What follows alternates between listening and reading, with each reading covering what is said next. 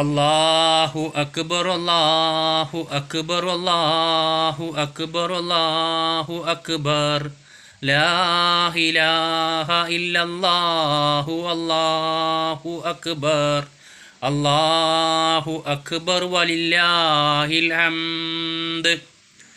എല്ലാവർക്കും എൻ്റെയും എൻ്റെ കുടുംബത്തിൻ്റെയും ചെറിയ പെരുന്നാൾ ആശംസകൾ. അസ്സലാമു അലൈക്കും, നമസ്കാരം. ഞാൻ മജീദാണ്. ഞാൻ ഇന്ന് വീഡിയോസിൽ വരാൻ കാരണം, ഇന്ന് ഞാൻ പെരുന്നാൾ നിസ്കാരത്തിന് പോയിട്ട് ഞങ്ങളെ നാട്ടിലത്തെ പള്ളിയിൽ അവിടുത്തെ മൂല്യാരെ ഒരു പ്രസംഗം കേട്ടപ്പോൾ എൻ്റെ കണ്ണിന്ന്, സത്യം പറഞ്ഞാൽ ഇത് തമാശ പറയില്ല, കണ്ണിന്ന് കണ്ണുനീര് പൊട്ടി. ഇത് ഞാൻ തമാശ പറയില്ല കേട്ടോ. കാരണം നമ്മുടെ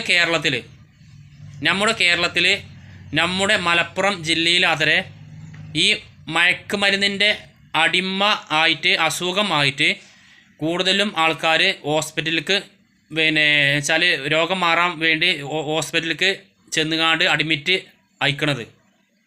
ഞാൻ വീണ്ടും പറയണേ, എന്നെക്കൊണ്ട് വയ്ക്കണം ആരുള്ളൂ, ഞാൻ എന്നെക്കൊണ്ട് വയ്ക്കണം ആരുള്ളൂ എനിക്ക് പറയാൻ പറ്റുക. അപ്പോൾ നിങ്ങളിത് ഫുള്ള് കേൾക്കണം. കാരണം നമ്മുടെ നാട്ടിൽ +2 കഴിഞ്ഞുകാണ്ട് പിന്നെ തുടർന്ന് പഠിക്കാത്ത കുറേ ചെറുപ്പക്കാരുണ്ട്. അവർക്ക് വെച്ചാൽ ഒരു ജോലിയില്ല, അതേമാതിരി വേറൊരു മാർഗമല്ല. കാരണം ഇത് പറയാൻ കാരണം, ഞാൻ വെച്ചാൽ കെട്ടിട നിർമ്മാണ മേഖലയിൽ വെച്ചാൽ വീടിൻ്റെ തേപ്പിൻ്റെ വർക്കാണ് ഞാൻ കൂടുതൽ എടുക്കൽ. അപ്പോൾ എന്നോട് ചോദിച്ചിരിക്കണ്, ഞാൻ ഇപ്പോൾ ഈ ചെറിയ പെരുന്നാൾക്ക് ഞാൻ നുണ പറയില്ല, എന്നോട് +2 കഴിഞ്ഞിട്ട് ഇല്ല ചെറുപ്പക്കാർ എന്നോട് ചോദിച്ചിരിക്കണ്, മജീദാക്ക നിങ്ങളപ്പം പണി ഉണ്ടാവുമെന്ന് എന്നോട് ചോദിച്ചിരിക്കണ്. പക്ഷേ പണി കൊടുക്കാനൊരു അവസരം ഇല്ല. കാരണം ചെറിയ ഈ റേറ്റിന് എടുത്തിട്ട് ഞങ്ങൾ 3 തേപ്പാർക്ക് ഒരു ഹെൽപ്പറെ കൊണ്ടുപോകുക. പണ്ടൊക്കെ പറഞ്ഞാൽ ഒരു മേസരിക്ക് ഒരു ഹെൽപ്പർ ചെയ്യുന്നു. അന്നൊക്കെ പണി പഠിച്ച ആൾക്കാരൊക്കെ കൊണ്ടുപോയിക്കാണ്ട് ഓലൊക്കെ നമുക്ക് അതിന് കൂലി കൊടുക്കായിരുന്നു. ഇപ്പം അതൊക്കെ കഴിയൂല.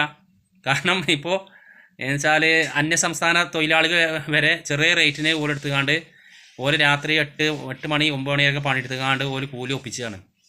ഇതിൻ്റെയൊക്കെ ലാഭം പറഞ്ഞാൽ ഈ ഏജൻറ്റുമാർക്കാണ്.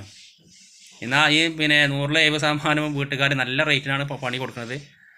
അതേമാതിരി അതിൽ 30% വീട്ടുകാരാണ് നേരിട്ട് ഈ അന്യസംസ്ഥാന തൊഴിലാളിക്ക് പണി ചെറിയ റേറ്റിന് കൊടുക്കുന്നത്.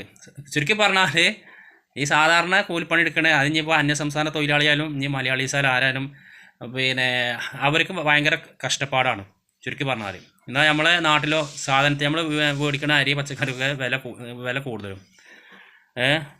അപ്പോൾ ചുരുക്കി പറഞ്ഞാൽ എന്നുവെച്ചാൽ ഒരു പണി തൊരല്ലാത്ത ചെറുപ്പക്കാർ, +2 കഴിഞ്ഞില്ലേ ചെറുപ്പക്കാർ, ഓലിപ്പോൾ ഇങ്ങനെ വെച്ചാൽ വീട്ടിലിങ്ങനെ ഒരു മന്ദഗതിയിൽ നിൽക്കുമ്പോൾ ഓല് പിന്നെ പീടിക്ക് ഇറങ്ങുകയാണ്, ചില ടൗണിലേക്ക് ഇറങ്ങുകയാണ്.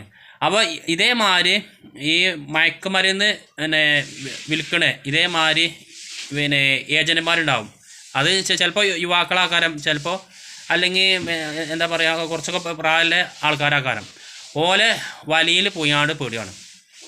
അങ്ങനെയാണ് നമ്മുടെ ചെറുപ്പക്കാർ ഈ മയക്കുമരുന്ന്, അതേ വെച്ചാൽ MDMA അതേമാതിരി എന്താ പറയുക കഞ്ചാവ്, ഈ ഇതിൻ്റെ സാമ്പിൾ നോക്കിയാണ്ട് പിന്നെ പോലെ അതിൻ്റെ അടിമ ആയി തീർന്നുകാണ്ട് ഇതേമാതിരി ലാസ്റ്റ് അവരെ അസുഖമായിക്കാണ്ട് ഇതേമാതിരി ഹോസ്പിറ്റലിലേക്ക് പോയിക്കാണ്ട് അവിടെ അഡ്മിറ്റ് ആകുന്നത്.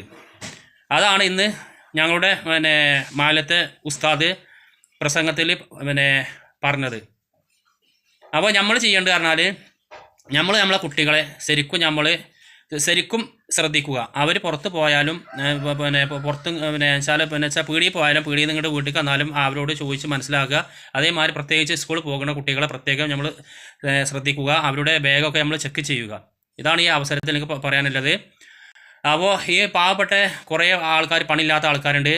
അവരെ നമ്മൾ കണ്ടെത്തിയാണ്ട് ഞാനും നിങ്ങളെല്ലാവരും പാവപ്പെട്ട ആൾക്കാരെ വെച്ചാൽ ഭക്ഷണം വരെ ചില ടൈമിൽ മേടിക്കാൻ പൈസ ഇല്ലാത്ത ആൾക്കാർ നമ്മളെല്ലാവരും കൂടി സഹായിക്കുക. അപ്പോൾ വീണ്ടും ഒരിക്കൽ കൂടി എൻ്റെ ചെറിയ പെരുന്നാൾ ആശംസകൾ. അസ്സലാമു അലൈക്കും.